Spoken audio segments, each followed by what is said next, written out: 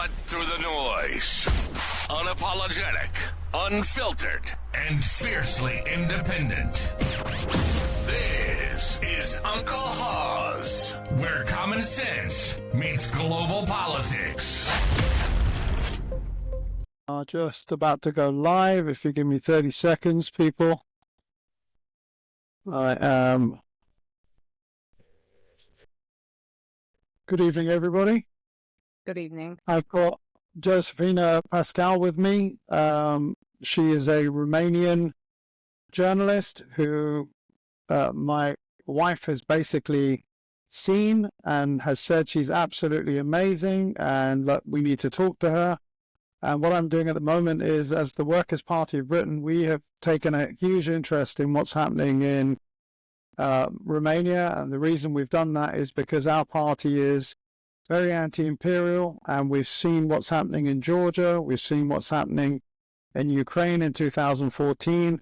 We've seen what they're trying to do in Romania right now, which is political interference into elections. When they don't like elections, they end up interfering and saying, Putin's done this, and what do we get? We end up getting the EU trying to meddle with a country. Now, that's already happened in Ukraine, and the result of that is maybe 1 million people dead, and Georgia was going the same way. It's just meddling from the EU, and at the moment, Romania had an election, and that election has been set aside. I don't know the exact ins and outs, which is why I've got Iosefina with me here tonight to tell us and explain what's going on over there. And this is going to be a series of podcasts that will be done every night this week. I've got a young man I met when I was in Romania, because I was there over the weekend. He's going to be joining me for tomorrow. It's going to be an earlier time because he can't do 8 o'clock Romanian time. And then hopefully we've got another journalist who's going to be joining us for Thursday at 6 o'clock, which is 8 o'clock Romanian time. And I look forward to trying to have these conversations on a regular basis, because it's very fast moving at the moment in Romania. There's a lot of things happening. There was a crowd of maybe 100,000, 150,000 people that walked the streets of Romania. And just like our events that take place here for the Palestinian Solidarity events, where we turn around and say there's got to be 300,000, 400,000. The BBC say, oh, there was 70,000 people there, so they lie to try and reduce the effectiveness of people power.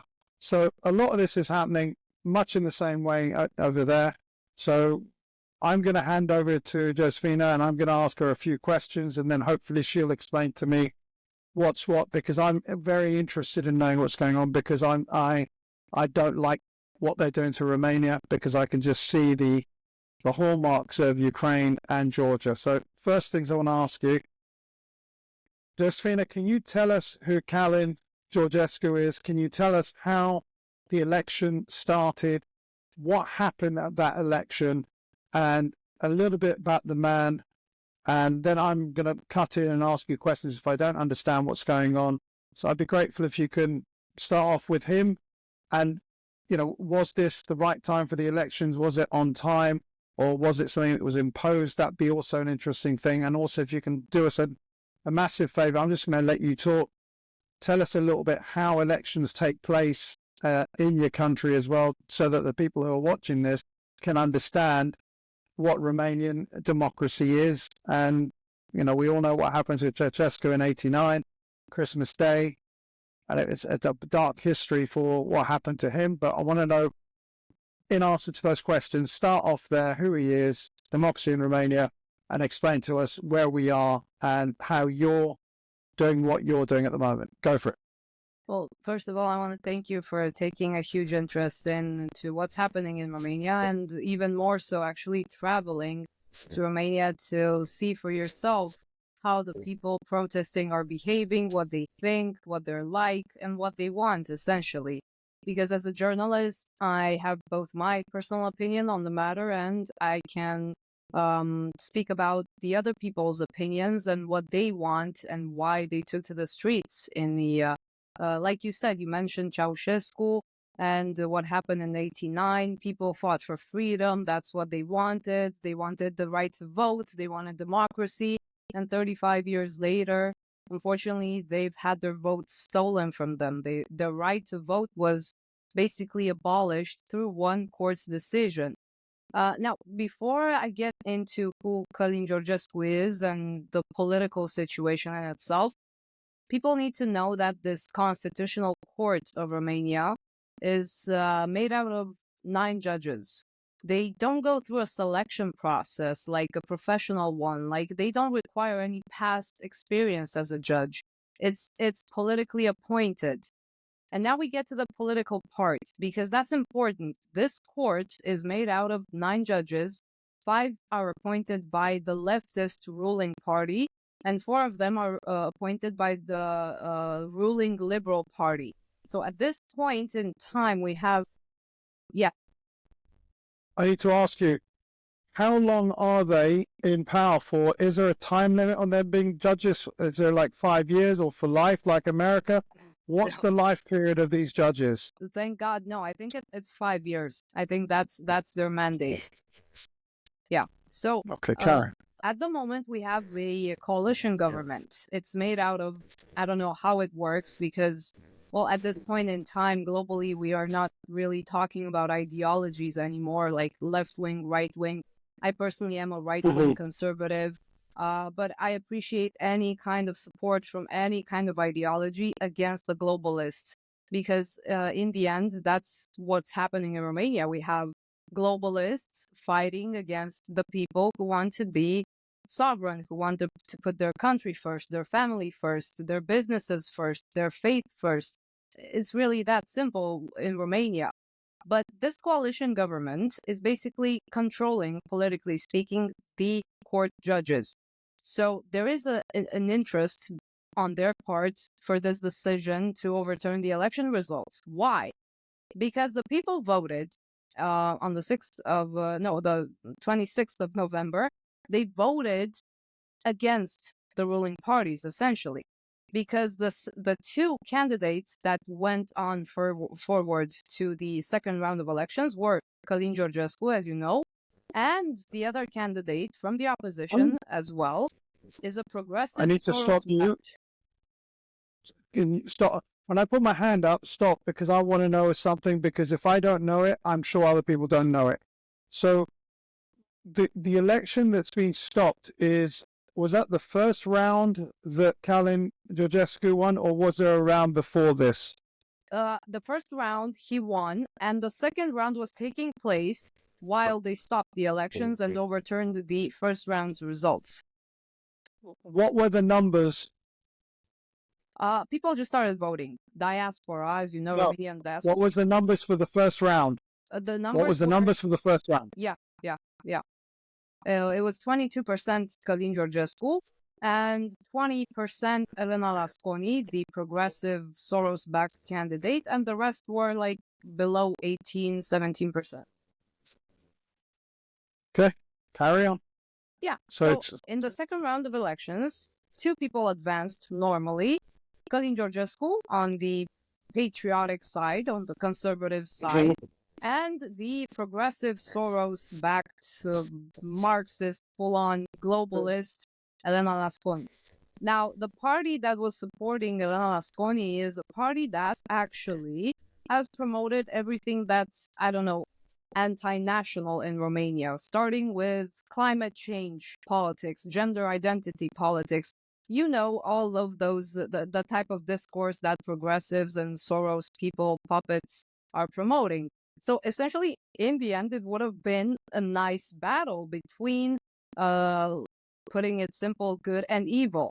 Well, the problem for the establishment is that Calin Georgescu, according to polls taken at that time, was set to win 60 to 40 or even more, 70 to 30%. So they couldn't allow that because none of their candidates, none of the candidates from the ruling parties advanced into the second round. So essentially they had no leverage. They couldn't, they weren't playing. They weren't in the game anymore. It was a game between good and evil, both candidates from the opposition, and Calin Georgescu, a complete underdog that nobody saw coming. I need to tell the people that polls before the first round of the elections didn't even measure Calin Georgescu. He wasn't even mentioned in them because they thought he had no chance. They disconsidered him altogether.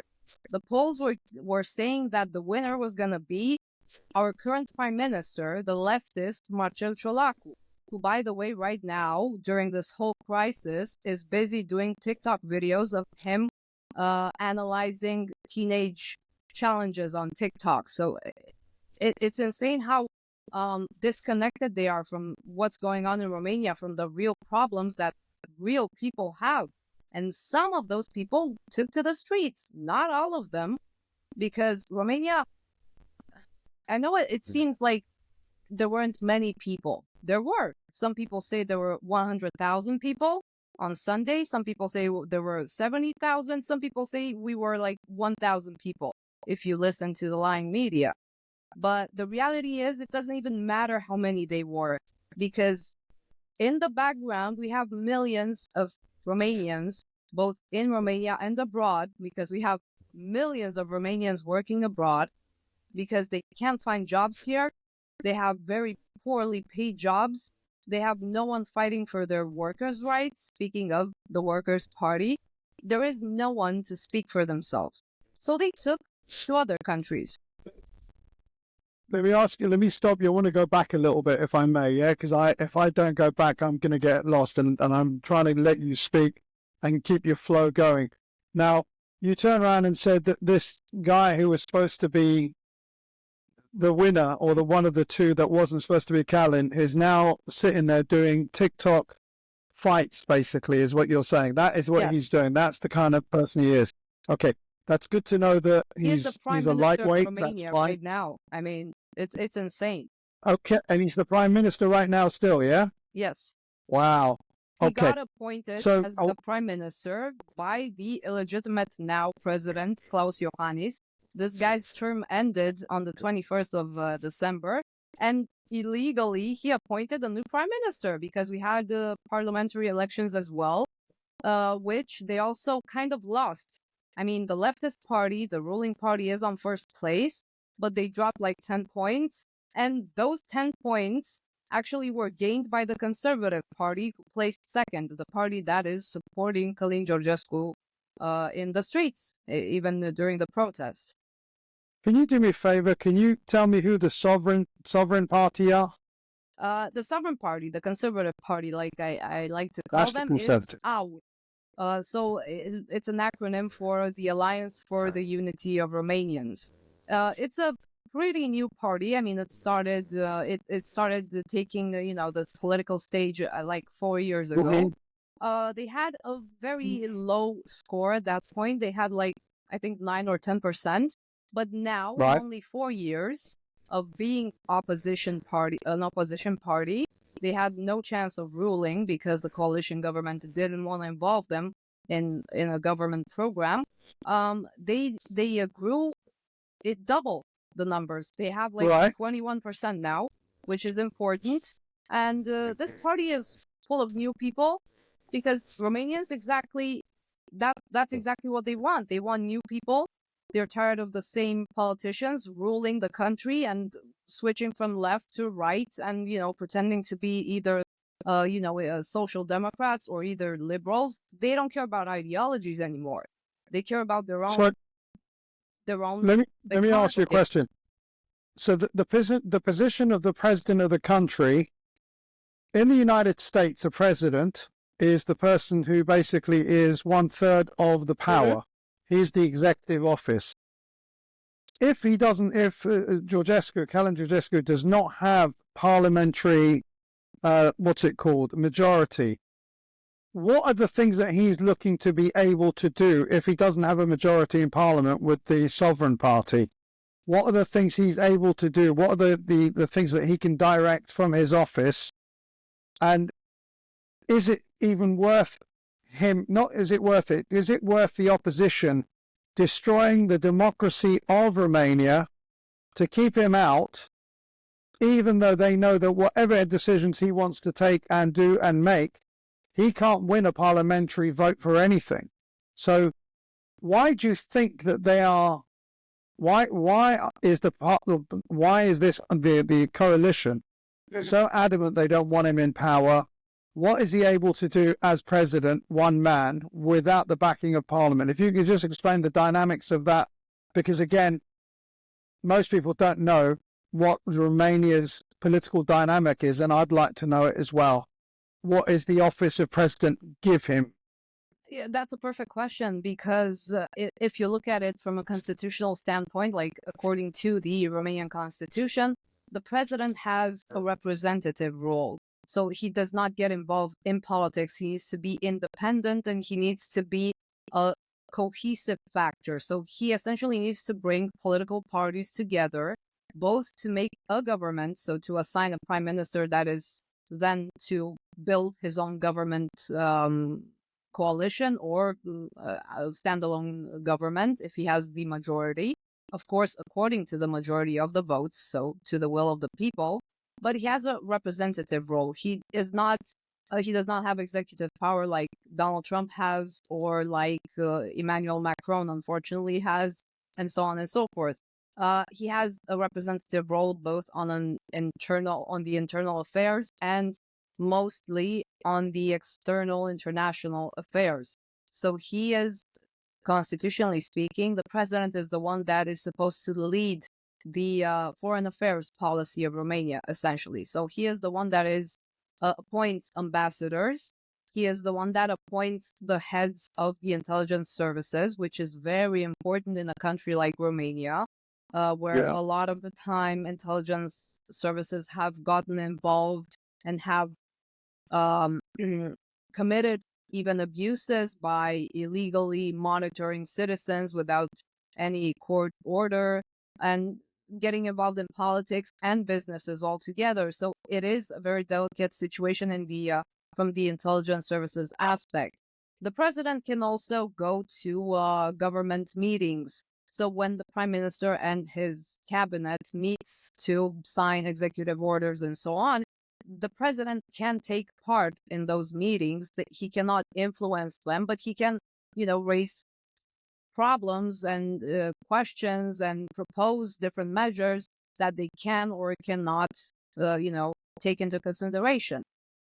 So let me ask you a question. The thing is this: one of the reasons we don't like authoritarian places or governments like the EU and the US is because they tend to drive through whatever they want to drive through. I don't understand. In his position as the president of Romania, is he actually able to say that I don't want an American base to be built, a new NATO base to be built as a forward military position to be used to help NATO somehow get involved in the Ukraine? Is that something that he can make that decision and the Americans can't do it? Is it something that needs to be ratified in Parliament? Because if it can be ratified, it has to be ratified in Parliament. He becomes a lame duck president because he doesn't have the vote. I still can't get to grips with why they're going to the lengths of destroying the reputation of the democracy that has been around in Romania. And I tentatively call it a democracy because my personal opinion on democracy in Western civil society is that we are almost always invariably got two parties, and as George calls it, they're the two sides or the two back cheeks of the same arse. There is no difference between them. So that's what George says, and my attitude is, in England, for instance, the Conservative Party and the Labour Party exchange power every 13 years, 14 years, and you end up with a Tory in charge who says, I'm going to do this to change this, that, and the other. And then the Labour Party comes out, I'm going to change this. But reality is the continuation of the war on the poor, the war on, small business, all of that continues. The mega corporations obviously don't pay any taxes. Nothing is done about that. There's a cost of living crisis that's taking place. There's no difference between the Labour Party and the Conservative Party. So I want to know, this sovereign party, are they a breath of fresh air? Are they different to the other two? And are they the Reform Party of Britain, for instance? Are they the Workers' Party of Britain? Are they the ones that say, we don't want this establishment? And what are the chances of those people actually coming into power? What are the chances of that? Oh, yeah, that's a great observation. We have the same situation here. Like you said, we have the left wing and the right wing, or alleged right wing, because the Liberal Party here is not right wing.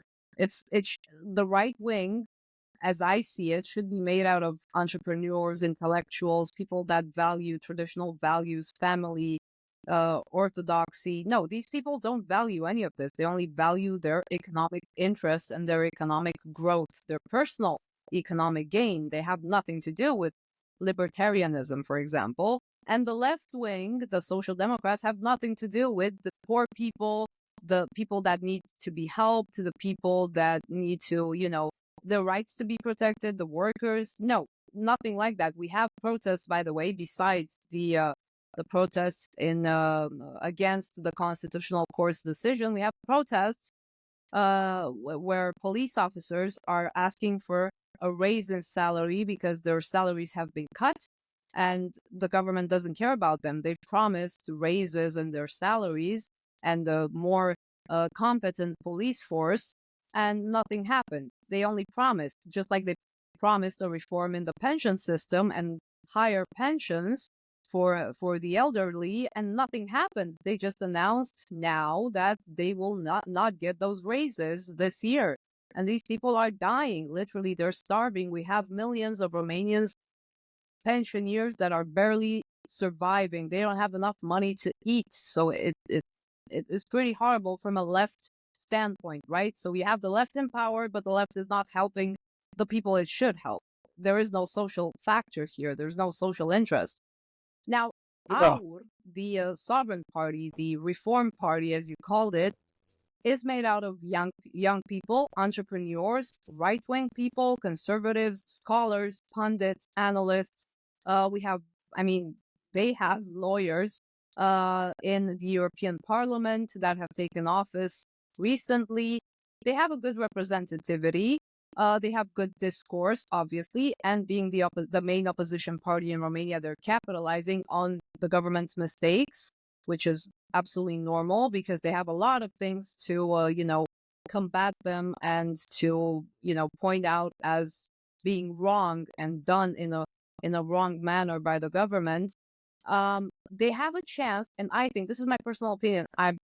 I could analyze this further, but it would take a long time. My personal opinion is that in 6 months' time, I think Romania will have snap of parliamentary elections because of the ongoing protests. Again, I'm not talking about the pro-Calin Georgescu or the pro-vote protests. I'm talking about protests from syndicates, from pensioners, from police officers, professors, teachers, educators that We're take to the streets. We're talking about a general strike, basically. Yes. A general strike is going to cause that to happen, and I think maybe that's the way to get it done. I need to go back a little bit again, ask you a couple of questions. So, what is your opinion of the EU? What is your opinion on America? How do you feel they've treated your country? How do you think? And I want you to go through one at a time. And when did the relationship change? And something that I've been told, and I spoke to my pal Habibi, who I've met, who's a TikToker, and he's got like a lot of people that follow him. We did an interview together. And, I've heard the excuse used by the EU saying that the reason that Calin Georgescu won is because Putin supported him. He was given 6 million euros. And my personal opinion is I sat there on my TikTok account on the Sunday night when we were leaving, and it was the big, huge groups of people all over in hundreds of thousands of people or tens of thousands of people. And I swear to God, I literally was getting hit with live TikTok. And it's just people with 1,000 people watching, 200 people watching. And when you listen to them, they don't sound like Putin people. They sound like people who are actually trying their best to motivate their people in their country to actually get involved in the politics of what's happening. And, that is the thing, that surprised me. And yet you have these people that turn around and say they're Putin's people. And I need you to tell me what you think about that. Do you really, do you agree that Putin has been involved in this politics? I'm gonna give you two answers, or two sides of this answer, because I feel the need to. As an investigative journalist, doing obvious field work on usually the people in power, because that's what people want to know. What the people in power are doing wrong and what the people in power are doing against their own people, right? So whenever I was investigating the people in power, politicians from the left or the liberal side, surprisingly, I would see them in cahoots, in bed with Russian oligarchs. How do you explain that? I mean, the same people who are accusing Calin Georgescu and his supporters and the people that took to the streets, because not all of the people that took to the streets demanding the right to vote actually voted for Calin Georgescu. They just want their right to vote. It's normal. 9 million votes were canceled. And those people are accusing 9 million people, or let's say at least 2 million that voted for Calin Georgescu, that they are Putin puppets. I haven't seen anything like that. That's the point. The election was overturned. The election results were overturned based on assumptions and reports that were so vague, done by the intelligence agencies, that provided no proof, no solid proof of Russian collusion. Just like 2016, the United States of America had the same Russia hoax narrative running all throughout Donald Trump's presidency. It was the same exact thing. In the end, the Mueller report, if I'm not mistaken, concluded that there was no Russia hoax, but it concluded that the DNC, so Hillary's campaign and staff and people in the DOJ, colluded with the campaign and tried to stop Trump from taking office, and have hurt him all the time during his presidency, like we've seen in the past campaign, the last campaign as well. Now back to the lack of evidence. The illegitimate president that actually called for the reports from the intelligence agencies to be presented publicly, and based on those reports to cancel the elections in Romania, actually confirmed. He was asked by a journalist, if Russia has interfered in the elections, why doesn't our foreign ministry call the Russian ambassador and the Russian officials in Romania and expel them from the country, or, take serious measures against Russia after doing alleged election interference? And our president replied, being in Brussels at the time, that we would do that, but we have no concrete evidence of Russian interference. So how is it possible that on the one hand you destroy the will of the people and cancel 9 million votes and scream nonstop about the fact that Russians interfered in our elections, and yet when you are asked to take real measures against Russia, you say, we don't have the evidence to do that. It would be, impossible. So how is it, how can both theories and narratives coexist in the same person, in the same, president of Romania and his policy towards the people? Unfortunately, the people are used to this way of being disconnected and arrogant and disgusted by your own people. This guy, the Romanian president, has been doing this for the past 10 years. He has only... 10 years. How often do you have the elections? Every 5 years. So he's won 2 already, and he was looking forward to winning this one as well. He cannot run. And he didn't. I'm sure he would have liked that, but there's only a maximum of 2 terms. Okay.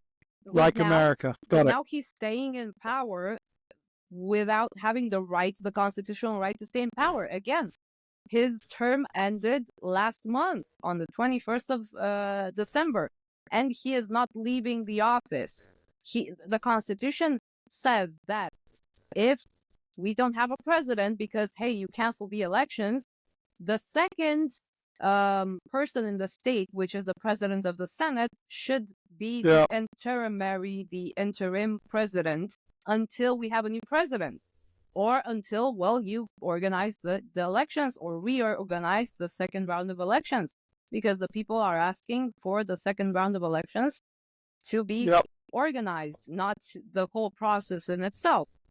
At this point, the coalition government wants to reorganize the elections as a whole, and that's why they're dragging it on. Some people say until May. We don't have a date yet. Some people say until September. So essentially, this guy is illegally occupying the presidency, the highest position in the state, for at least one more year. This is unprecedented. Nothing like this ever happened in Romanian history, and nobody expected this to happen. Now, back to what you asked about. So what I'm saying to you is, this is the EU. The EU did not like the fact that we were going for Brexit in 2016, and they said that all the people that are on the side of Brexit are Russian. Russian money is supporting Brexit. Okay. Personally, I didn't want Brexit. I wanted to remain. I feel like a very European person, and I didn't want to leave the EU.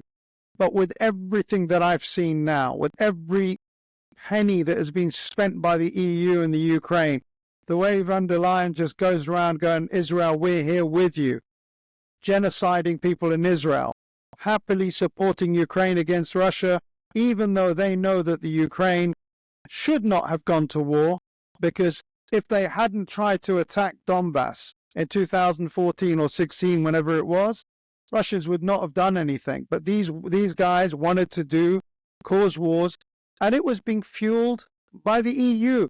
And people need to understand that the EU is actually a conglomerate of military-industrial complex people that are not happy or satisfied with making trade the best thing. They've now joined America and decided to become a military-industrial powerhouse. I mean, like right now, 17% of all the money and weaponry that's gone into the Ukraine has come from one country called Germany. America obviously feeds on wars. They were like there was 17 billion given over by Germany. The Americans have given 200, I don't know how many billion. We in Britain have given them 6 billion. But, you know, the Germans have given them 3 times the amount we have to Ukraine. And I don't know destabilizing countries like Romania is not doing the EU any favors. Now people see the EU for what it is, which justifies it in the eyes of the people who are from Britain, who say, we're glad we're not in there anymore because we'll be part of an evil empire. But Britain, at the same time, is still supporting Ukraine and is also supporting Israel. But it's doing it as an individual country. But the EU should not be doing this, but Germany is doing this. France is doing this. They're sending troops, missiles, and everything else to do what they're doing. And it's all at the behest of the United States of America. So, anyway, I'm going to shut up because I'm interested in what you've got to say. And I want to ask you again some more questions, if I may. Now, I've heard that there is a court case taking place right now. I need to know as much detail as you can. What is the arguments for and against that's taking place? What are the chances of these 9 judges actually doing the right thing? Or do you think it's a complete lost cause? There is no way that these guys are going to accept that, that the elections can run again immediately. What's the situation of the courts? And can you tell me when the court is going to be finished with its deliberations, when it's going to be making its decision, so I know whether it's 2 days, 3 days, so I can watch the news, and monitor what's going on. Okay, let me start with the last questions that you asked.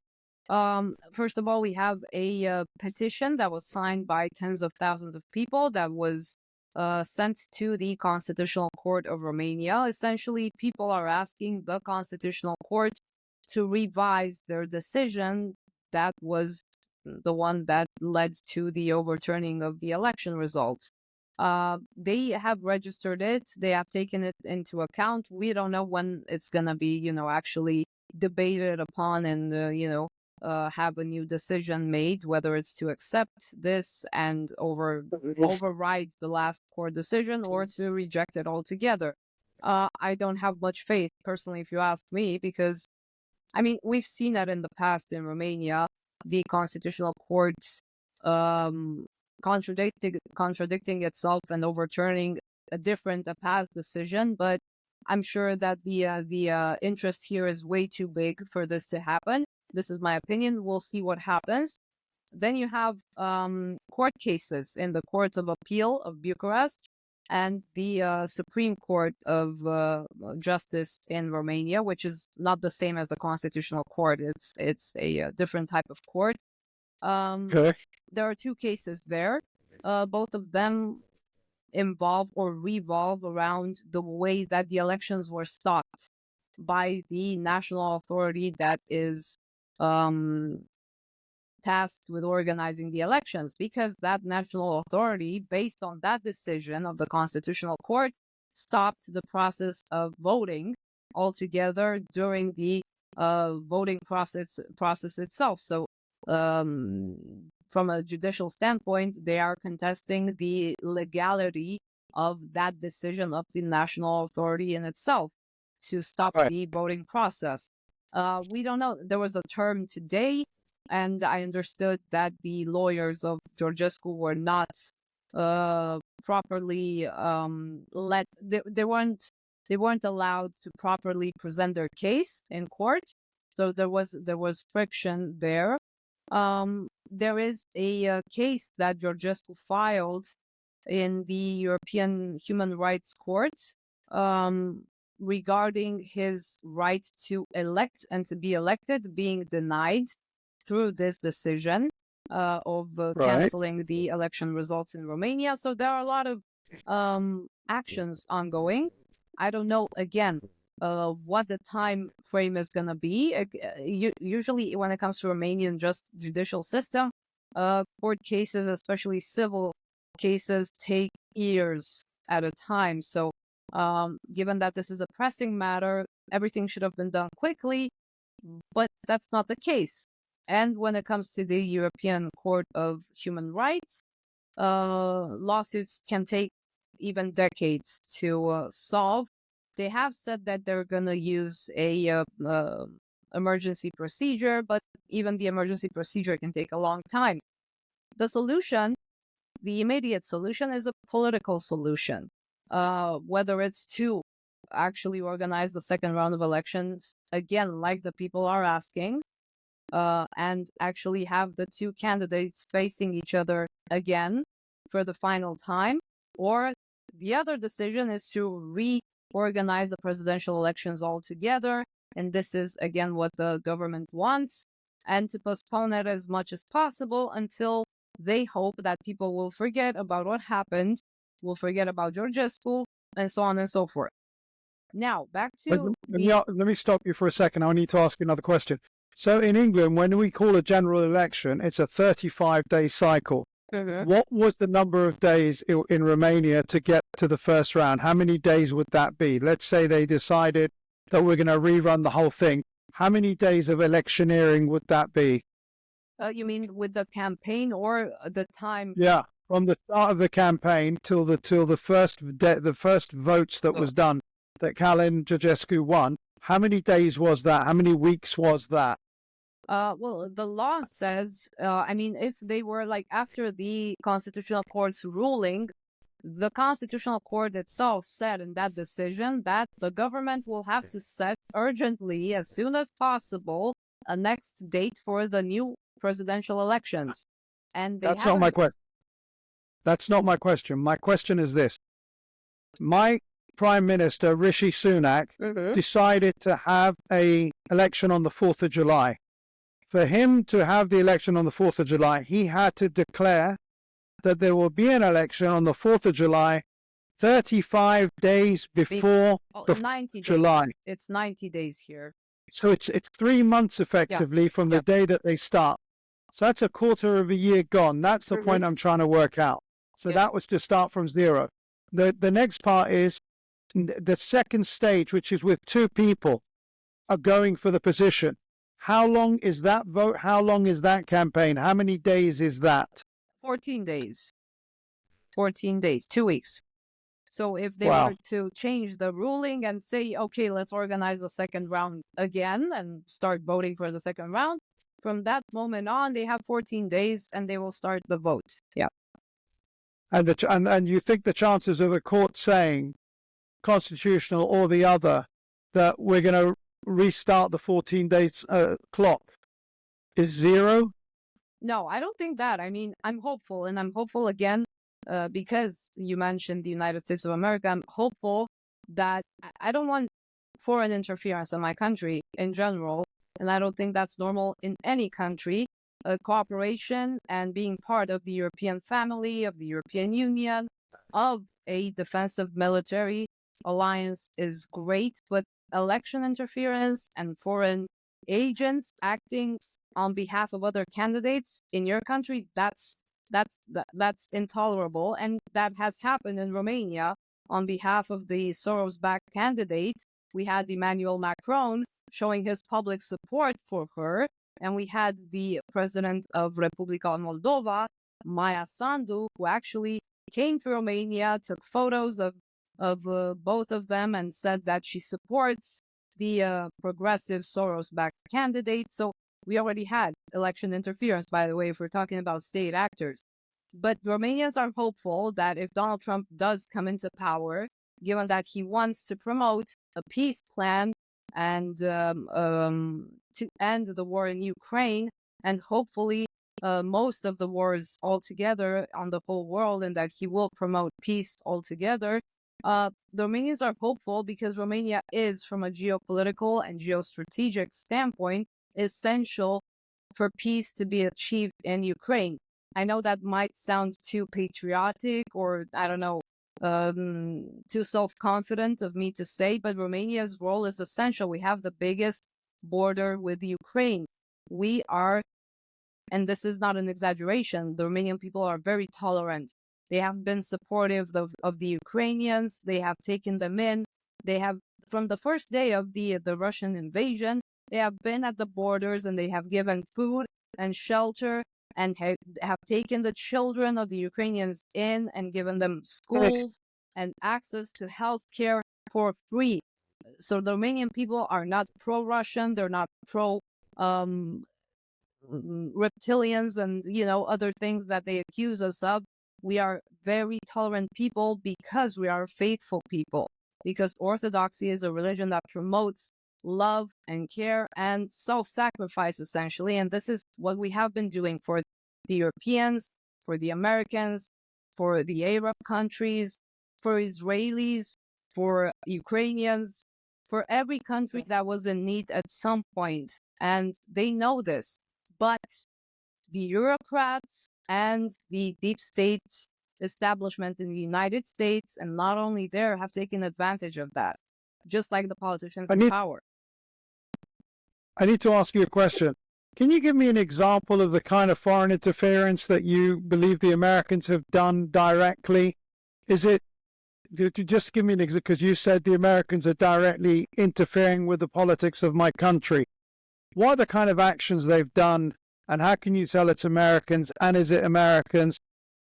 I need to know an example of. And also what I want to talk about is that I was in a car with someone who was driving me from the hotel from the airport to the hotel, and he was telling me that Calin Georgescu has got a group of people who are what we call, a legion, the legion group. Legionnaire. That's the word he used, and they're effectively a militia, a right-wing militia, who've got training camps just like they are in America, just like we've got in Ukraine, who are effectively Nazis. So I want you to get to that subject, but first of all, give me an example of the kind of thing that America did, and maybe the kind of thing the EU did, other than presidential people coming in, giving photo ops to someone to give them credibility in the eyes of, the people of Romania.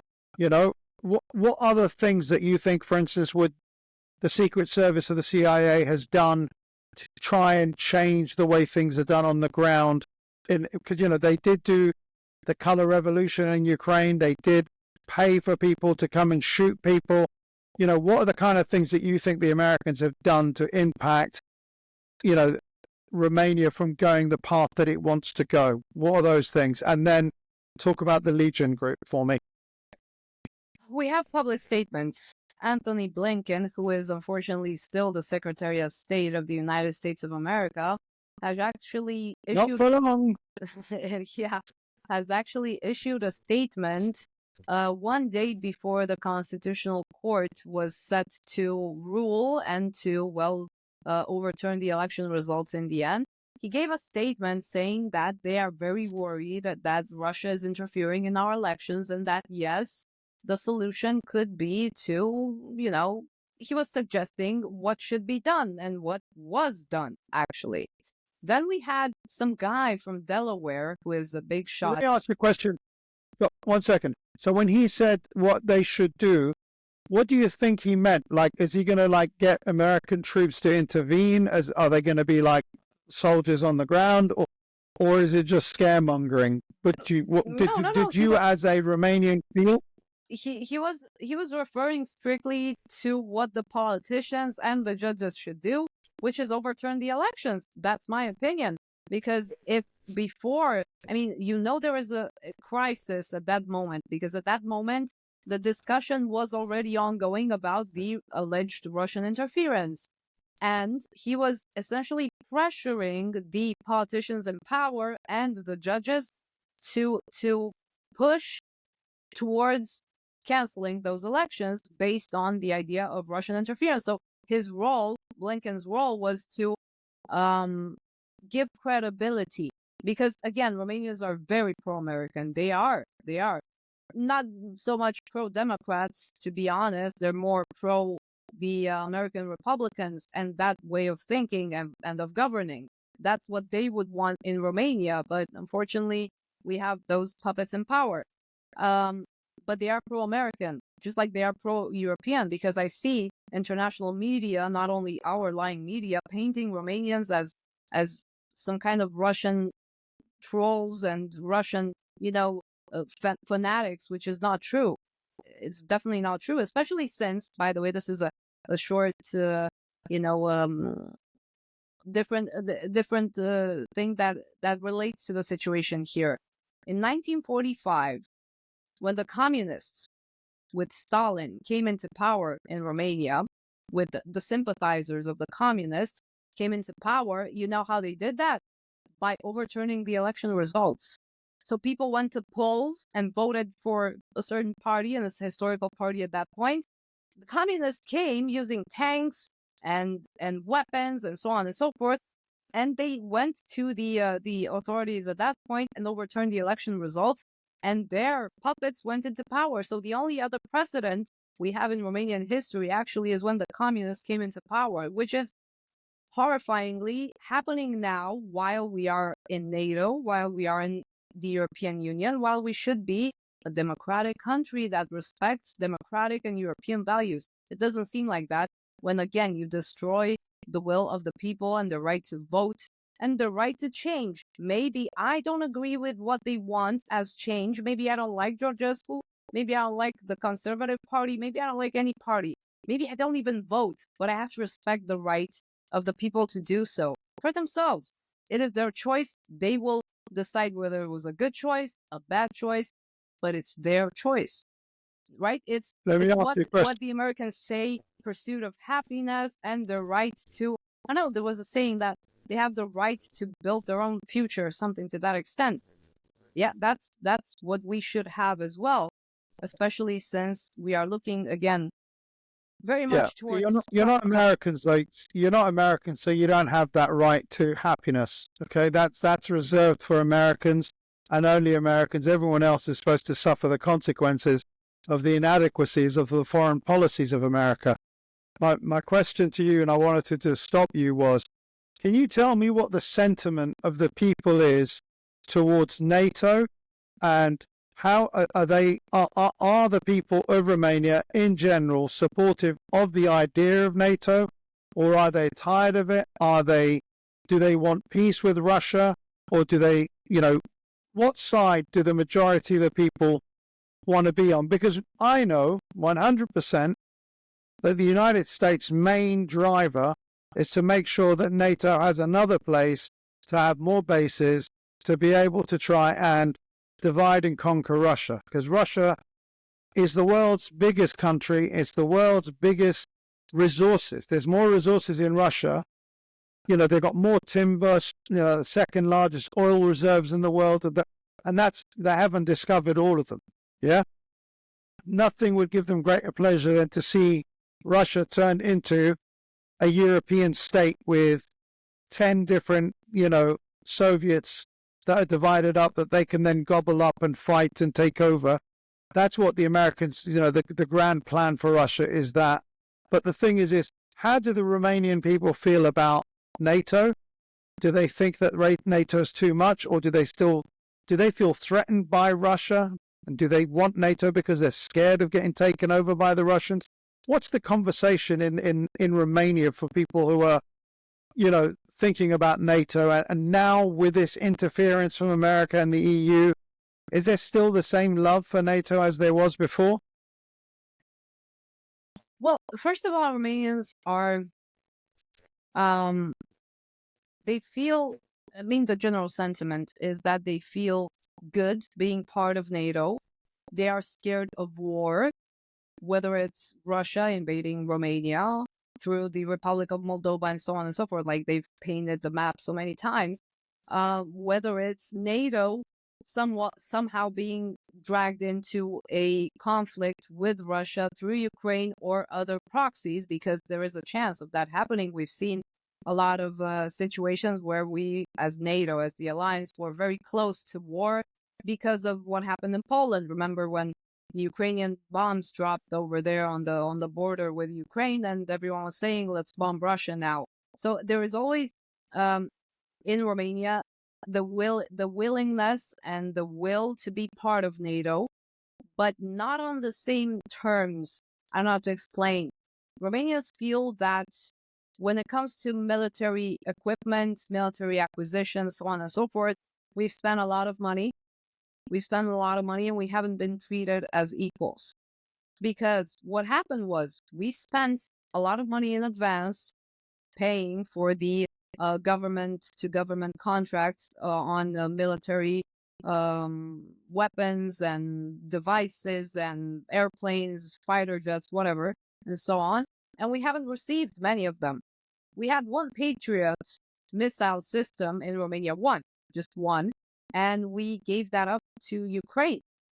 And now we're going to get it back. We're going to get back the Patriot missile system in like 10 years' time with money probably being paid again. So the problem in Romania is... Let me stop you for a second. Let me stop you. Do you feel the threat of Russia coming to take over Romania? Do you think that's a real thing for you in your head? Do you not sleep at night because you're worried about Russia taking over Ukraine? And then you've seen what their military is like. Do you think they have the capacity to even attack NATO with Article 5, where they're just going to get taken to hell and back? Do you truly, as a sane, I mean, as the population of Romania, do you guys actually think that Russia is an actual viable military threat to Romania? Objectively speaking, I don't think Russia is insane. I don't think NATO is insane either. I mean, we all know, I mean, any sane person, like you said, knows that a war between NATO and Russia or other, I mean, at the moment, Russia is the biggest nuclear power on Earth, except for the United States, or a similar advantage. I don't know the exact details of the military. Let's say they're equal.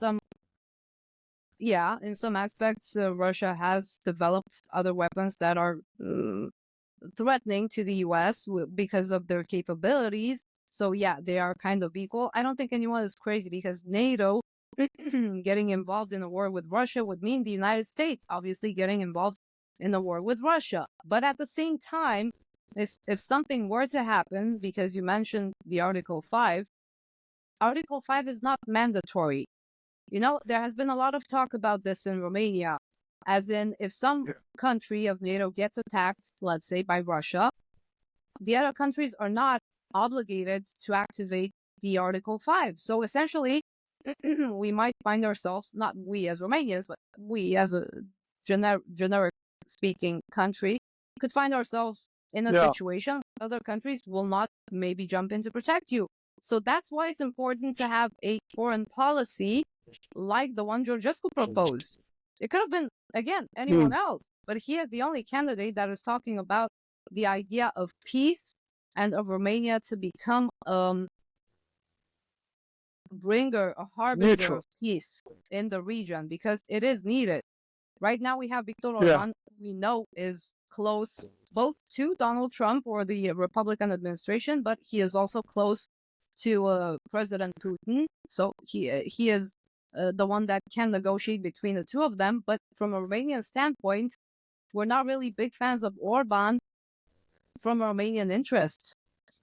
From a political interest, Viktor Orban is very, very, very good for his country.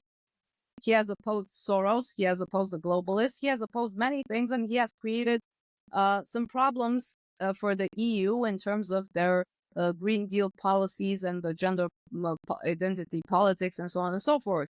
But for Romanians, we know that it could be threatening for us, because we have, as you know, from a historical standpoint, some, let's say, territorial issues, and that some people in Budapest would very much like to capitalize on a weak leadership in Romania in order to exert more influence in Romania. That's why I'm saying these people screaming that Russia is using Georgescu and using the people and the media and the protesters to gain influence in Romania are lying blatantly, because Russia is already using other people in power to exert their influence, but only on the economical standpoint. So again, Romanians are not afraid of Russia from a military standpoint.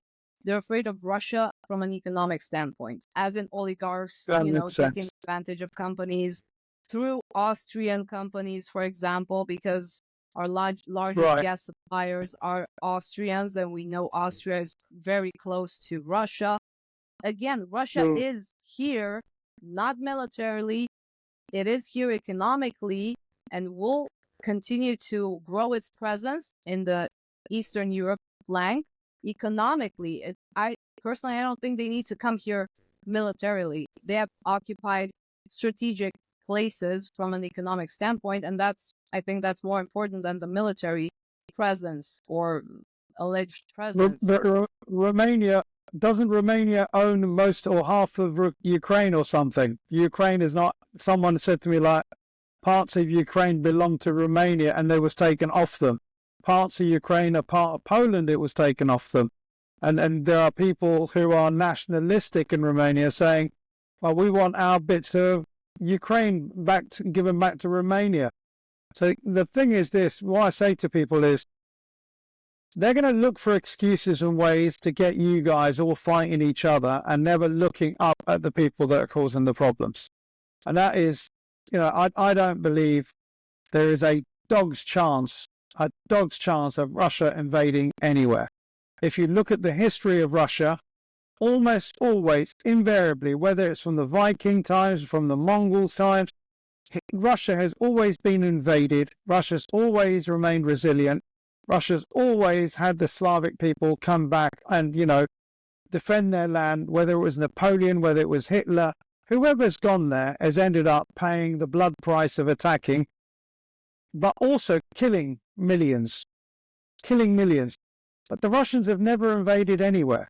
And the Ukraine part of Russia, which is the Donbass, which is the Russian-speaking part of it, if the Ukrainians weren't attacking it, weren't trying to take that over, the Russians would never have attacked them.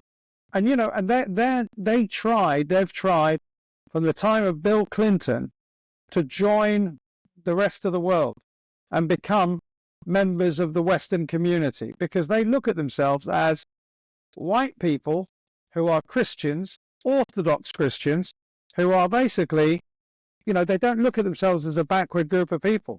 They look at themselves as Europeans. And I mean proper Europeans, because Russia has always been part of Europe. Whether you want to talk about Catherine the Great, whether you want to talk, Peter, all of Russia has always been part of the European conversation. Now it's got further and further pushed east, and all of this is to give more land to NATO. NATO that was supposed to stop at the borders. NATO that was supposed to stop on the borders when Gorbachev said, don't come another step east. And they've ended up another 1,000 kilometers east. And now, the Ukraine is a country that's going to touch the borders of Russia and be part of NATO. So personally, as a sane human being, I can understand why the Russians feel the way they do. And we'll just leave that there and park it. What I wanted you to talk to me about is these militias, the Legion people. Who are they? What is the strength of their power? Are they an absolute waste of time? Or can they, if things go sideways for Romania and we end up with the courts not doing the right decision, are these people capable of doing something? And are the gendarmerie able to do something about them? Or do they have friends in the police? Do they have friends in the army? What are the kind of numbers of these people? And could they cause a problem if things don't go? Because I understand that they are friends with Calin Georgescu. So just go a little bit into that for me and explain that, if you don't mind, what the dynamic of those people are and what's the paradigm that they need to come into effect to not lose their shit. And because I've been told they all have guns. And when people have got guns and they get angry, you got problems. No, actually, it would be great, to be honest, in my opinion, if Romanians, and not only Romanians, had the right to own a gun like the Americans do. I think, I'm not saying people would be violent.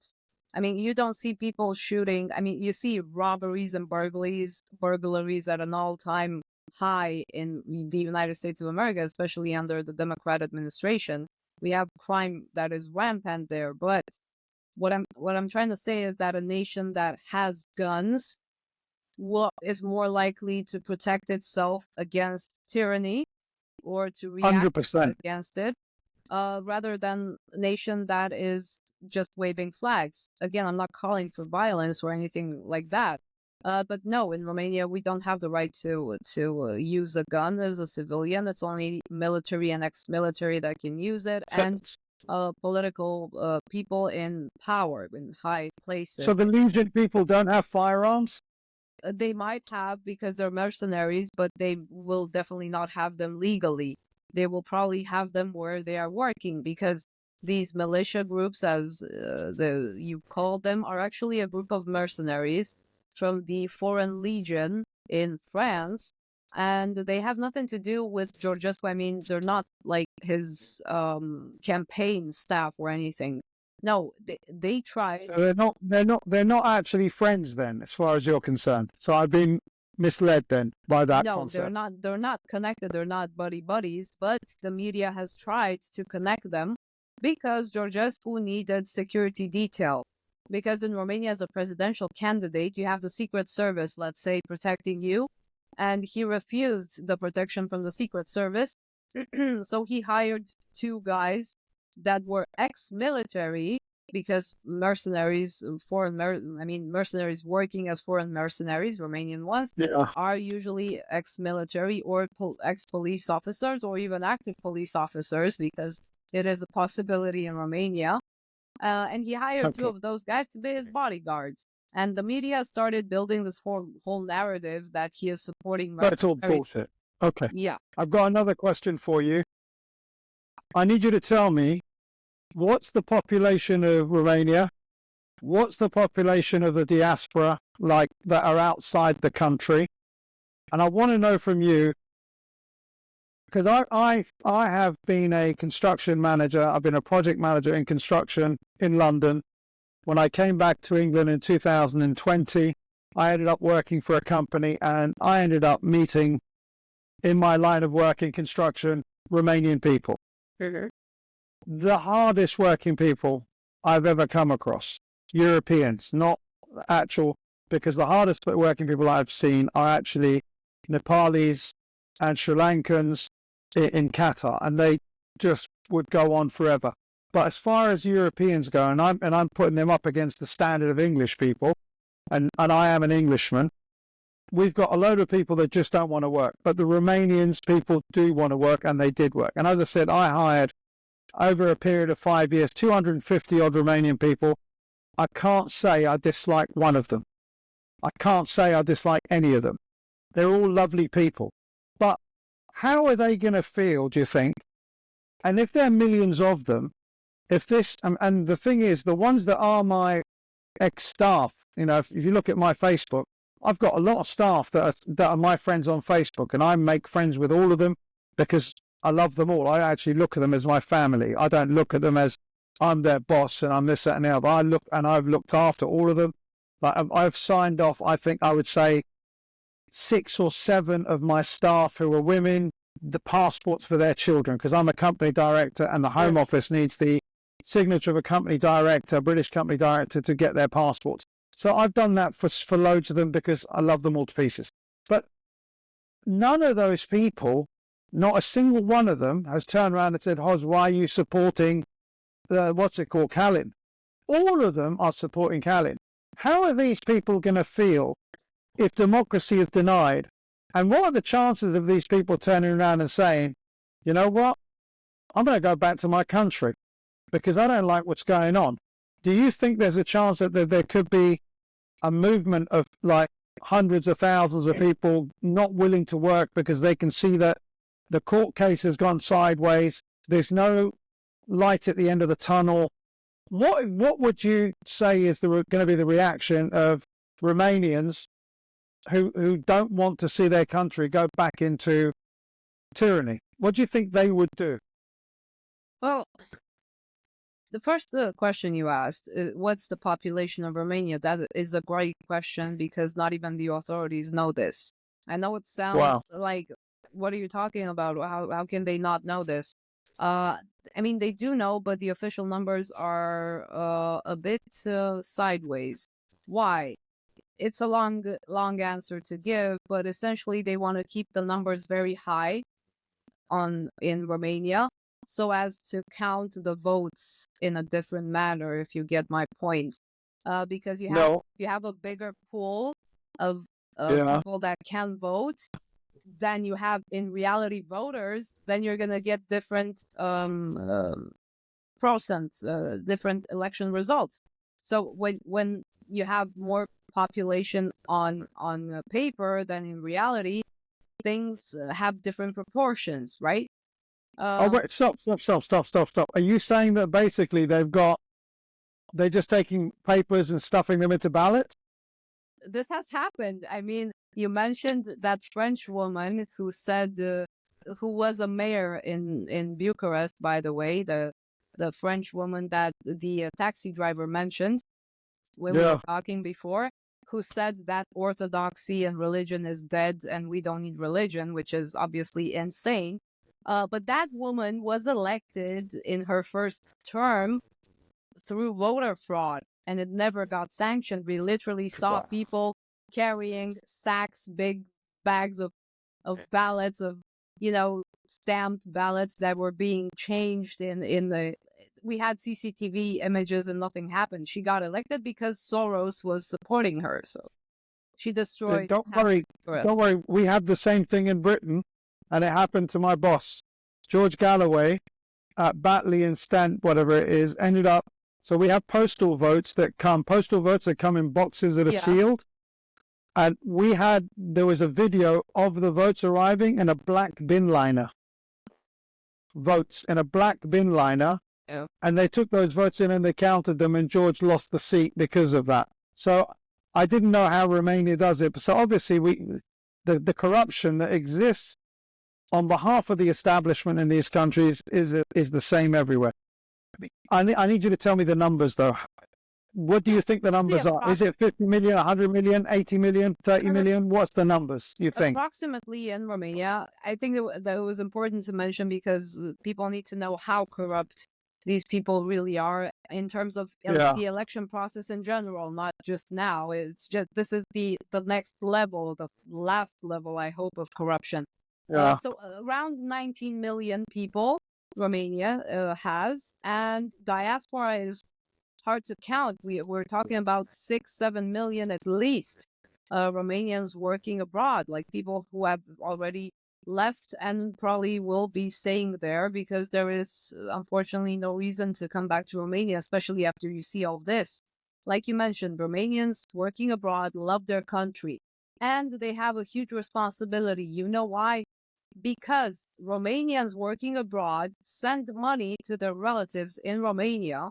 This money, like the total amount of money that they send each year in Romania, accounts for like 2.5% of the GDP, maybe even more, real numbers. So it's a huge amount. It's more than what they've done in investitions and badly using EU funds, because they're corrupt in that sense as well. We have a lot of EU funds to receive, but they're so bad, so terrible at implementing projects that will handle the European funds that they lose the money. So we are losing money because they're so incompetent.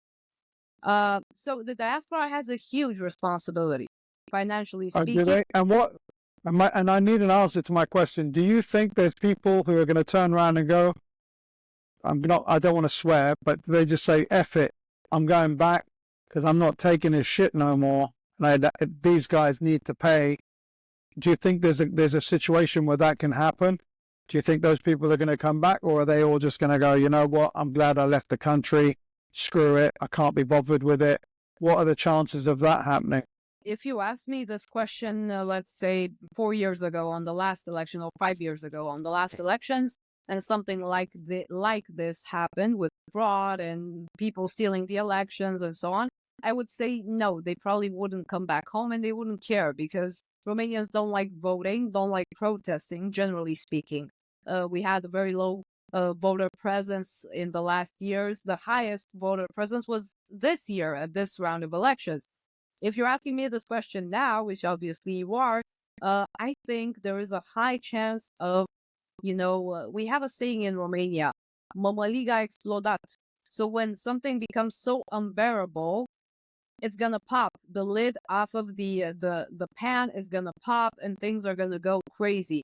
Because again, these people have relatives in Romania, whether it's their children, their elderly, they are all gonna suffer here because of the incompetence of these people. They are all suffering because the election was canceled, because we are in political chaos. Without a new president, we will be in political chaos. Imagine this.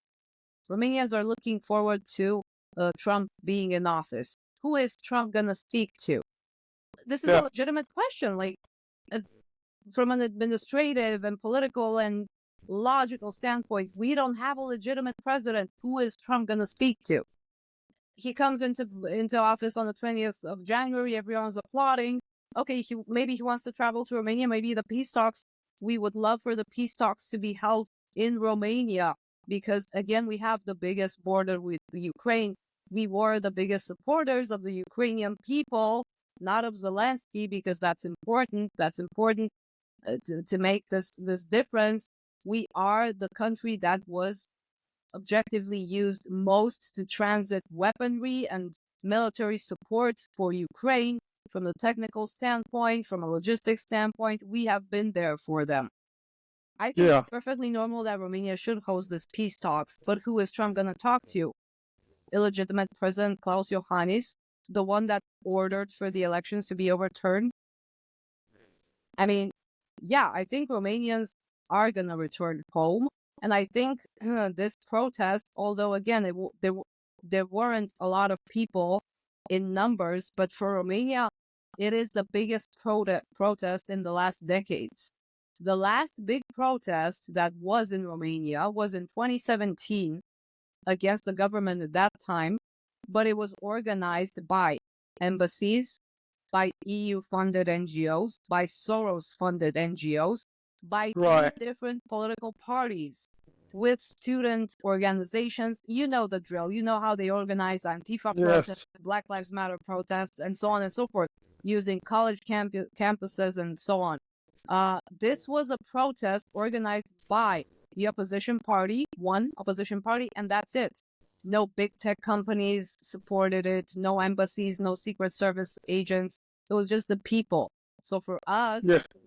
on our country's level, it was a huge protest and a huge wake-up call that the current government hasn't understood, because right now the logical reaction for them after the protest is to ban social media. That's what they're announcing ahead of the presidential elections.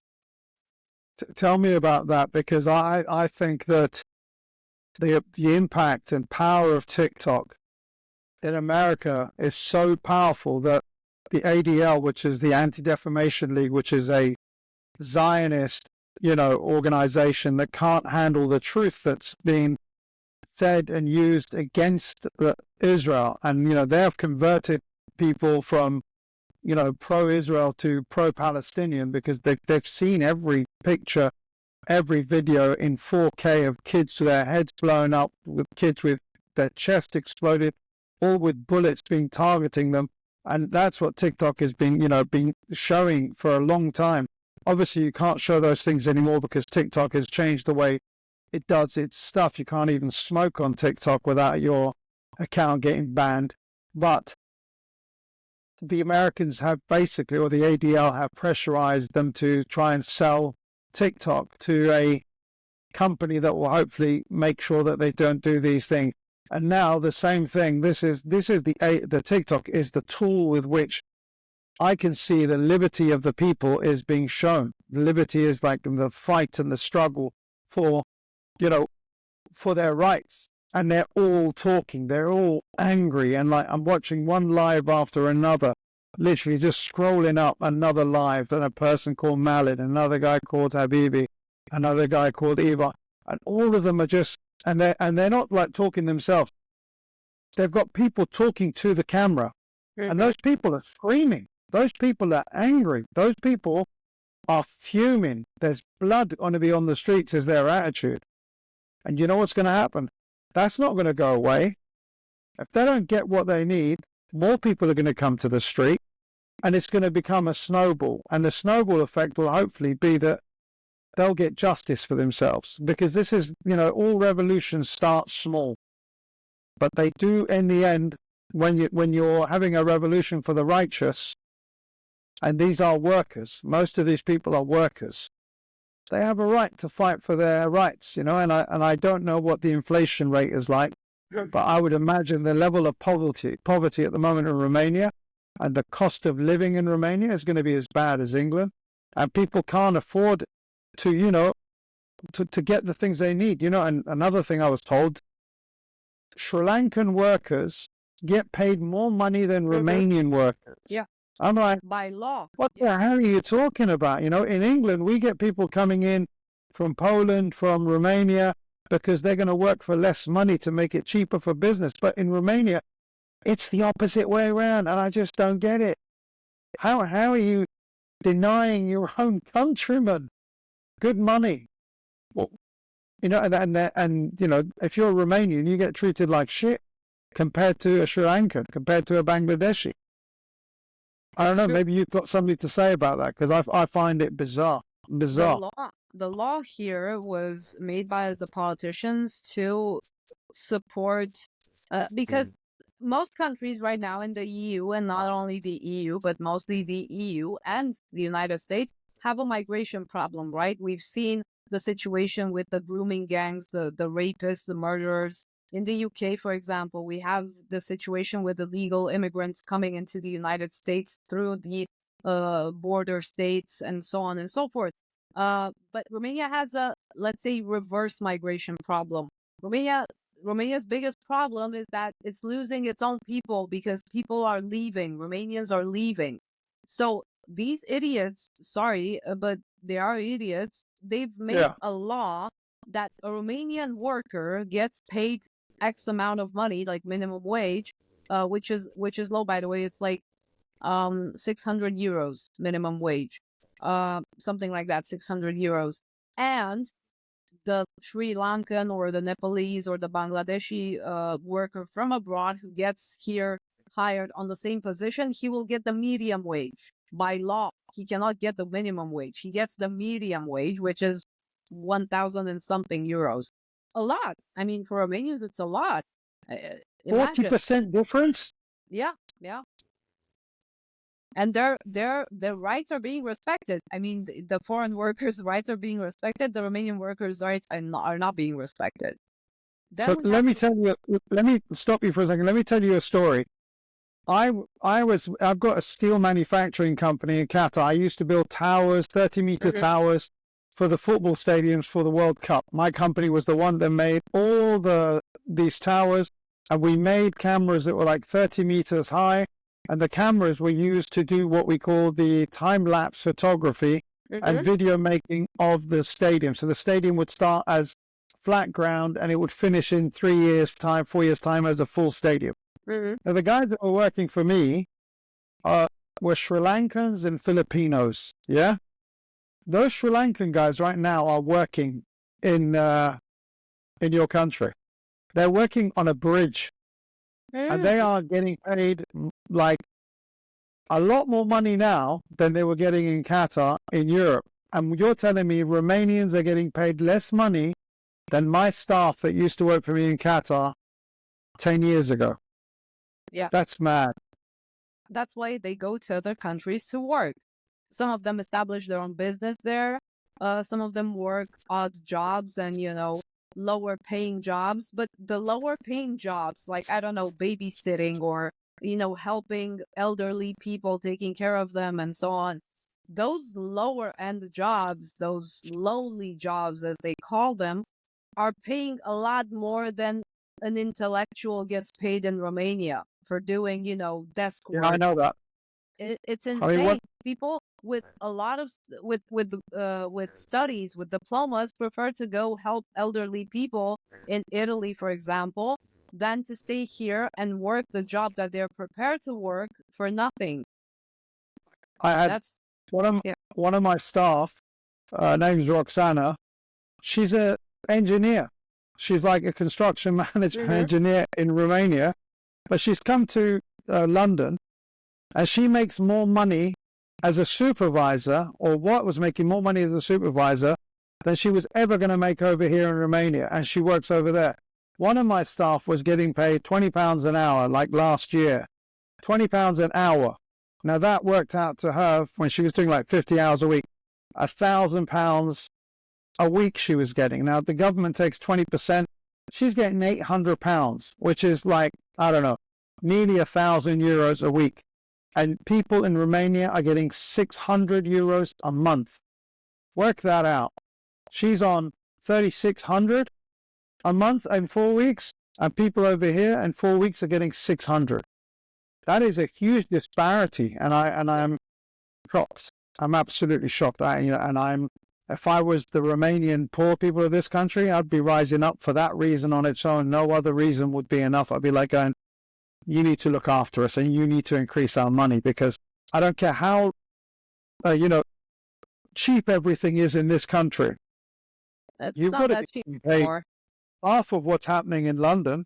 You've got to be getting paid at least half of that, and half of 3,600 is £1,800. And they're getting €600. That's £500 a month. It's nothing. But anyway, it's going to be even more problematic in the coming months because of inflation. You mentioned inflation, because of the rising gas prices. I mean, look, speaking of Russian influence, Romania doesn't have a dependence on Russian gas. It's nearly impossible to be dependent on Russian gas, because we have natural resources. We have gas in the Black Sea. We have gas onshore. We have rare metals. We have gold that we could have explored and exploited, and we're not doing that. We have a huge hydrographic basin in Romania, and water, just like Georgescu is saying, he is a smart man, by the way. Water is going to become the new petrol, the new currency. Water and gold. Yeah, if you look at what the UK is preparing for its citizens, or the EU, they are planning to rationalize water. They're planning to rationalize food. So farmers water and natural resources are going to be key. They're going to be more important than printing money. Who owns those? And who owns those companies? Who owns your oil companies? Are they national oil companies or are they private companies? And are those private companies owned by Romanians or are they owned by Americans and Europeans? Who are the people making the most profit from it? Do they pay taxes? Has there been enough money being, because Good point. do you guys see the benefits of this oil? Do you see the benefits of this gas? Or is that all just going somewhere without any taxes on it? That's the shocking aspect. I mean, we are not dependent on Russian gas because Russian gas is not going to flow through Ukraine anymore. Therefore, in most for European countries, gas prices are going to go up. Okay, but the problem is Romania is not in that position, and yet we see our gas prices going higher, a lot higher up. Okay, we see oil prices, fuel prices going a lot higher for no reason. We see electricity prices, energy bills exploding for no reason. And starting in April, some people, especially lower and middle class people, are going to pay almost double for their energy bills. I don't know where from. I mean, I'm seriously shocked. Romania should be like a textbook example of how to survive with no money. Romanians are a prime example of that. I don't know where Romanians, how they're able to survive with literally no money, especially in the coming months. It's impossible. Yeah, there's going to be violence. There's going to be violence on your streets. Because, let me tell you why. Because I mentioned the Soros protests in 2017. They turned violent, okay? And they overthrew the legitimate government at that point through violence. And I'm sorry to say, but I don't want to see a scenario like 2014 in Ukraine. I don't want to see violence becoming the driving force. No, I mean, I'm very happy that people were peaceful, but they need to be out, I think, in larger numbers, and they need to come together, both workers and police officers and educators and citizens who are entrepreneurs. You mentioned taxes and paying taxes. Romanian workers' salaries are being taxed by a lot. Like I said, entrepreneurs, they have to pay a lot more taxes than the big retail companies. Why? Because if you look at the numbers, the big retailers, whether it's supermarkets, whether it's telecommunication companies or oil companies, you're going to see that their profits are nearly zero. So essentially, the taxes that they have to pay are nearly zero. I mean, what we're getting back from those people who are either exploiting our resources or exploiting our country as a marketplace in itself, we're getting nearly nothing. We as a state, as government, we're getting most of our money from the regular people, which is not normal. I mean, I'm a big supporter of less taxes, obviously, like any conservative right-wing person is. Why should we take so much money out of the person's hard-earned paycheck? Why should we take all the money from the Romanian businessmen who are struggling to fight through bureaucracy and through the judicial system and so on? And the big companies, big tech, nobody's asking them anything. And you mentioned American companies. Actually, the same people who are calling us Russian puppets are the ones who threw the Americans out of the country. Okay? When it came to the Black Sea gas, the gas in the Black Sea region, we had ExxonMobil there ready to actually explore for the gas and start, drilling for it. And guess what happened? The Austrians came over, the same people who took over our national oil company back in 2004, something like that. The same people came, threw Exxon out. We as the state, as the people, had to pay the bill for Exxon leaving and obviously losing the project that they were financing at that point. So we threw the Americans out of the country, economically speaking, because that's just one example. We took these people in, and these people don't even want to, give gas money back to Romanians. I don't know how to explain in English. Norway has 40% tax that it takes from the company that is drilling for the oil Yeah. and the gas, right? In Romania, that tax is 5% because we negotiated it that way. Okay, so what comes to Romania, besides the gas that it's going to use for itself from the Black Sea region, the money itself is 5% of what that company makes. That foreign company. The foreign company, So an Austrian company that is controlled, well, by I Eastern Europe. got to tell you something. In Britain, we have the big American companies. The American companies like the Apples, Starbucks, these corporations, they make their money in our country. So that means British people buy an iPhone, buy a coffee, buy everything, okay? They have revenue of, let's say, 5 billion, okay? The profits from that 5 billion is maybe 500 million. They then turn around and offshore all of that profit to Ireland, because Ireland's rate of tax is lower, or Luxembourg, or Brussels, or I don't know where. Then they turn around and pay taxes on the profits that they choose to say to us is the amount of money. Yeah. So that is the way that big corporations, mega corporations, just screw over native countries. And you know what? They're taking the money that belongs to our country. And my party is a great believer in you make your money in this country, you pay the taxes in this country. We're a socialist party. And if I knew you were right wing, I wouldn't even let you on this conversation. I am a conservative at heart, and I have been working in the private sector and independent worker all my life. I support family. I will just say to you that and my party, the Workers' Party of Britain, we're not a party that we're anti-right, anti-left, anti-this, that, and the other.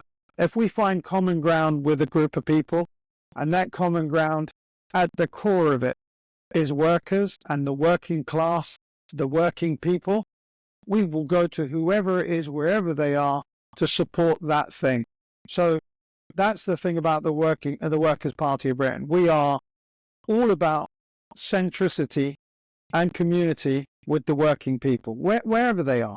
So in Romania right now, I think you should hold a conference, take Mr. Galloway here to visit Romania, and maybe talk to our Prime Minister, Marcel Ciolacu, who pretends he's a left wing and he is supposed to take care of the people and the working class, and teach him what social democracy actually should be. Because me, as a right winger, I can't teach him that, but I can teach him common sense and have been trying to do that. But you can teach him practical common sense. I don't know if that makes sense. I don't think he wants to learn any of those lessons, because I'm 100% sure there is nothing that George Galloway is going to be able to say to him that's going to change his mind, because I can 100% tell you that he is not the master of his own fate. The master of his fate is someone in Soros's organization, someone in the EU, someone in America. They call themselves leftists, they call themselves whatever they want, but really they are the servants of oligarchs.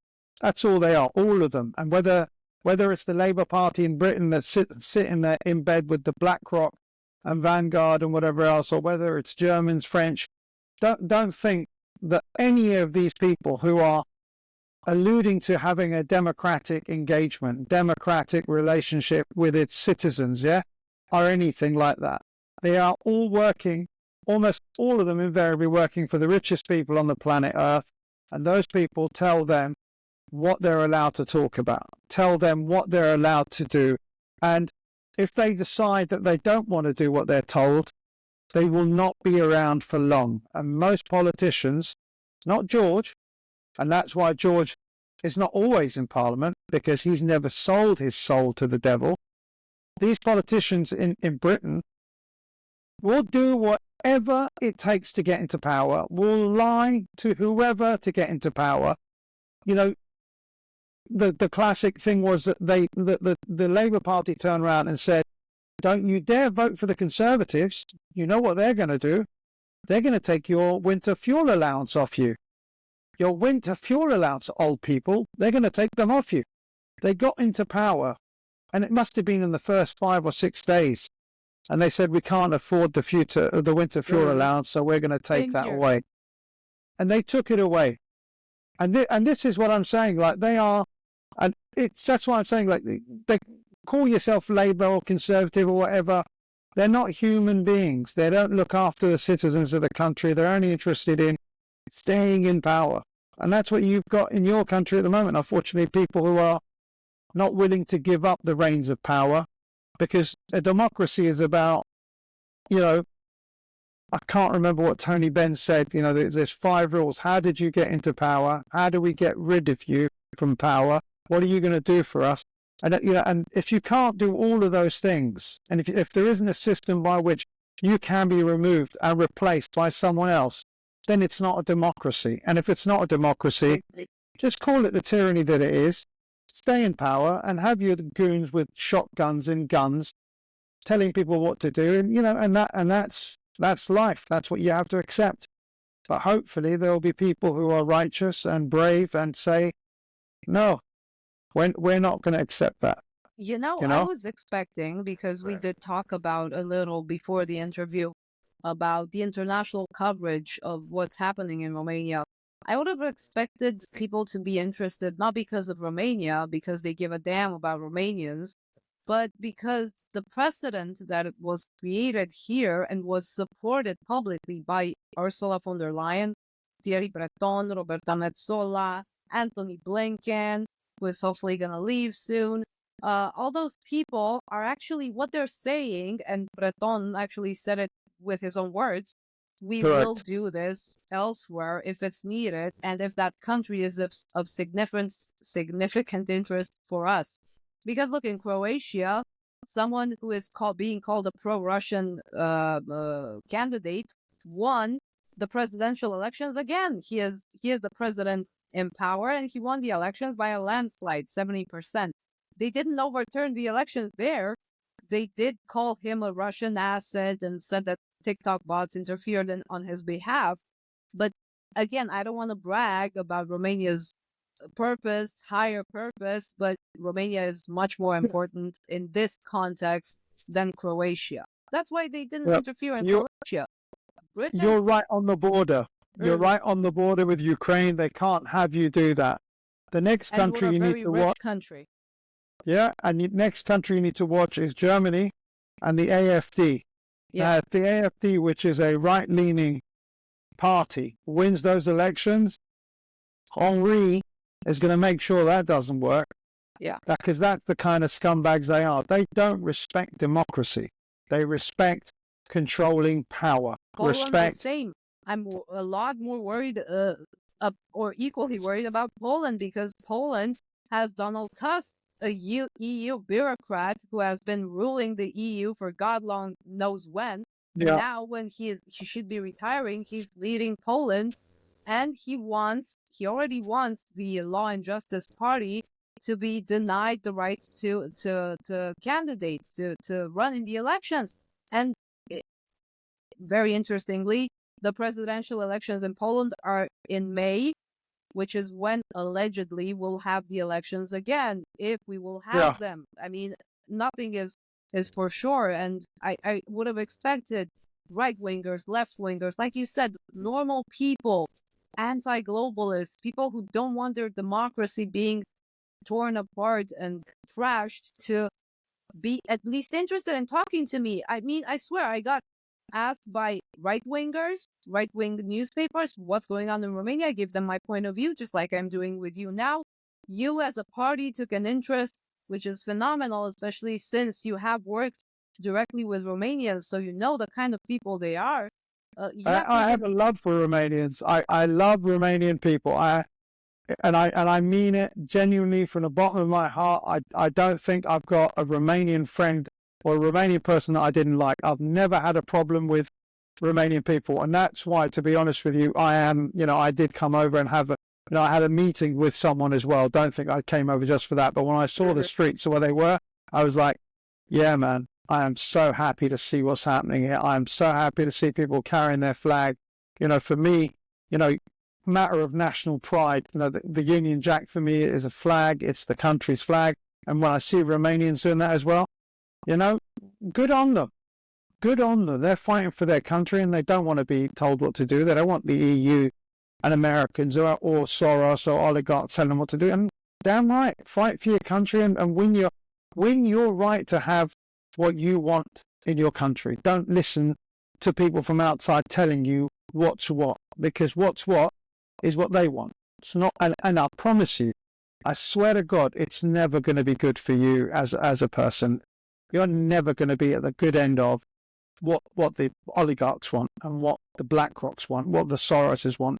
You're not there to have a good time with those people, ever. You know? I know, actually. I went to jail for a short while. Well, figuratively Really? speaking, yeah. Because I dared to publish in 2020, in December of 2020, the the secret Pfizer contract that Ursula signed in the name of the European Commission and of the EU member states. It was secret up until 2021 when it was released in a redacted version. I have the unredacted version from December 2020. I published it and I presented it live on TV, and guess what happened? The lights went out. The whole building was collapsed. There was no electricity in the whole building for hours. I had to continue doing my show on Facebook Live. Luckily, there I have like 100,000 followers, so it was easy to catch up. But afterwards, a few days later, we had a protest in Romania. I went there to present the facts there and what's going on and what the people wanted. I do this all the time, regardless of the protest, whether it's workers or supporters of Georgescu or people demanding their rights for voting. And I got visited by the police in the middle of the night. It was, I think, 11 p.m. They came to my house with masked men, a lot of officers present, and they walked me around my home so that my neighbors could see me go into the police cars. They had 3 police cars. They took me to the station. They asked me if I'm a journalist. I said yes, obviously. And they asked me if I was at the protest. I said yes. I was there doing an interview with the people and showing the people on TV what was going on in the streets. And they went inside. They told me you'll have to fill in this form and you can go. They never showed me the form and they left through the back door while my lawyer was coming to the police station. I never found out who those people were, what police station they were from, why I was there, why I was taking in pajamas from my home in the middle of the night without a warrant, without any court order, without any criminal file being filed, because there was no criminal complaint, nothing. It was just a means to make me shut up, essentially. And it was punishment. To put the fear of God into you, to shut you up, you don't talk. We've had the same problem in Britain. We've had journalists, like friends of mine, Richard Medhurst's a friend, Asa Winstanley's a friend, Sarah Wilkinson's a friend. Those are 3 journalists who are friends of mine, and all 3 of them have been huge people that have platformed the plight of the Palestinian people in Gaza. All three of them have been arrested by Special Branch. Special Branch is like the highest police. They're like, the top police. And they've arrested them and they've taken all of their cameras, their phones, their computers and everything. And in the end, there is nothing.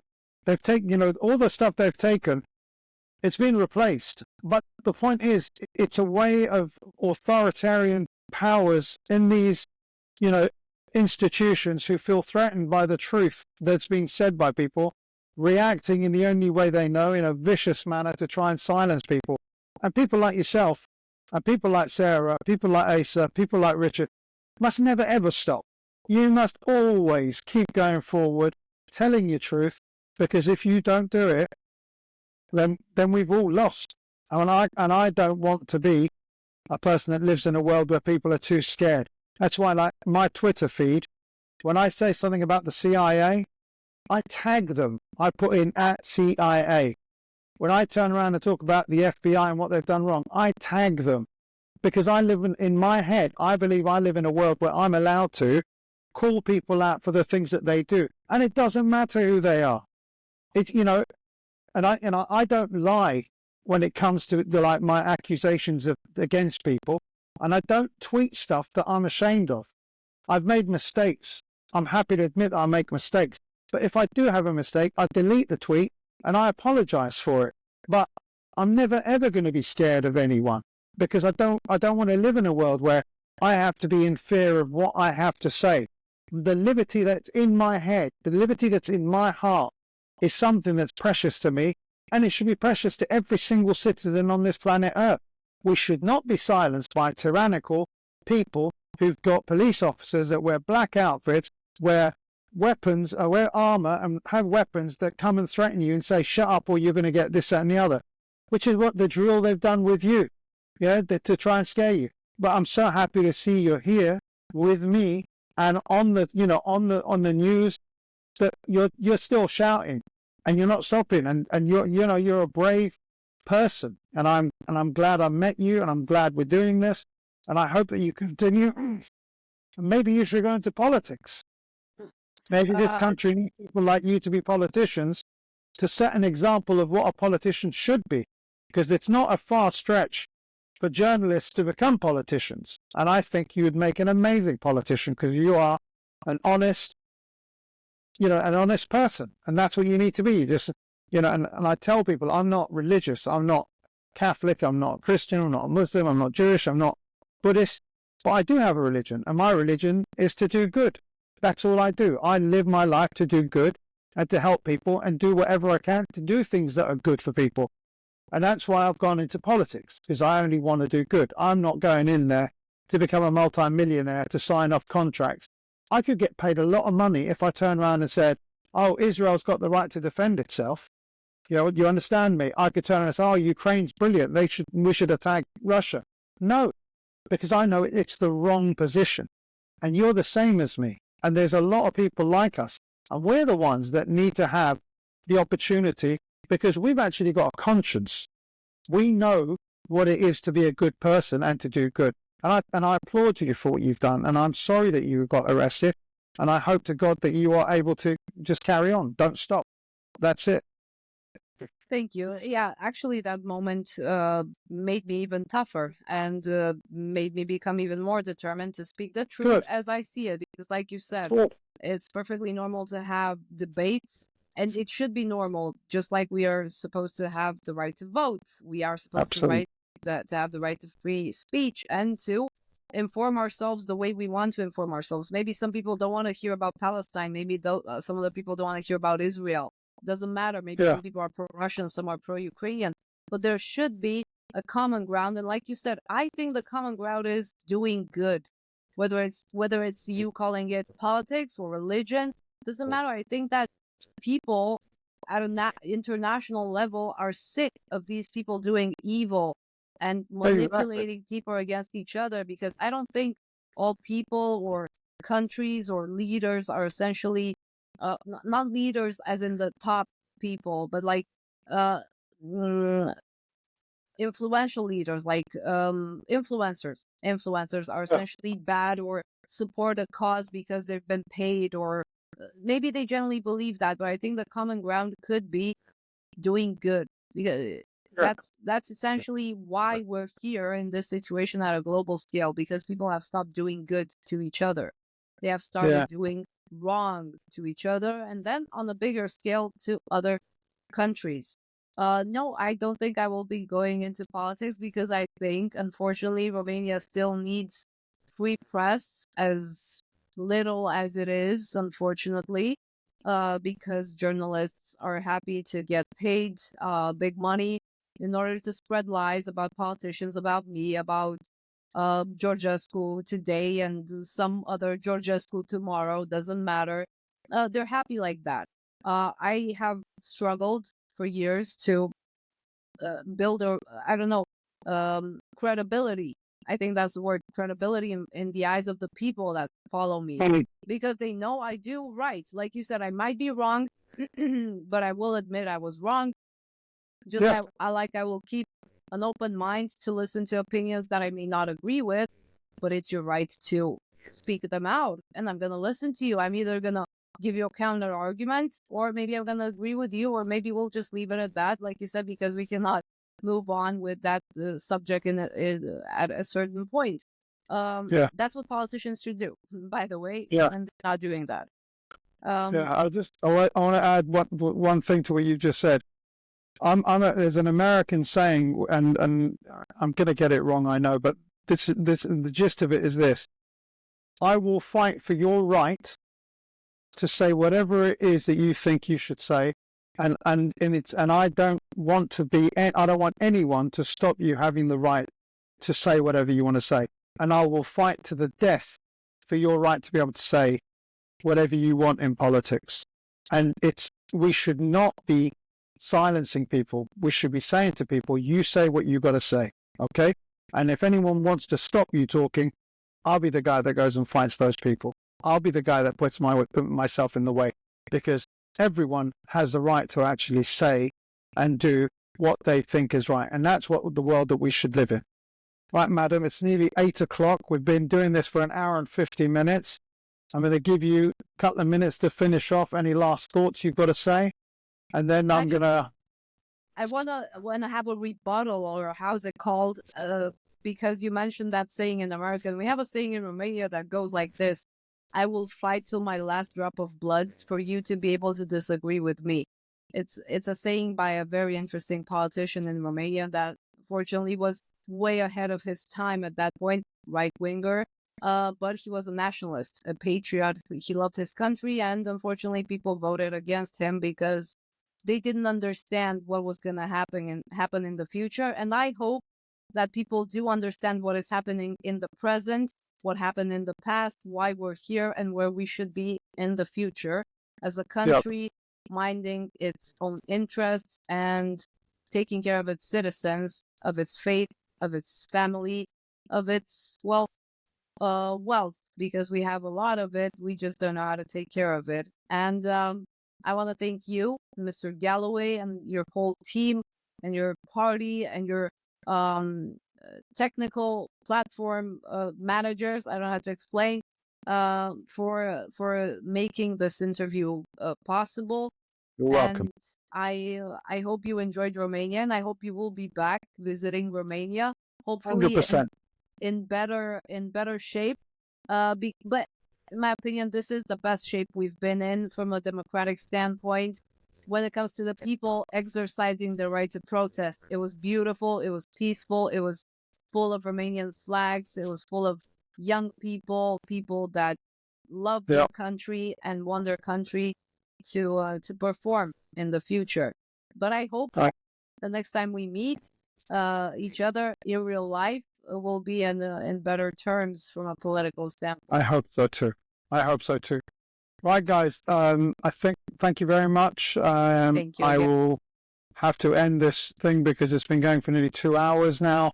And to everyone that's been watching, thank you very much. I appreciate you, and I hope and I wish only the best things for the Romanian people. I wish you your liberty, your freedom, and your democracy, and I hope that you get it sooner than later.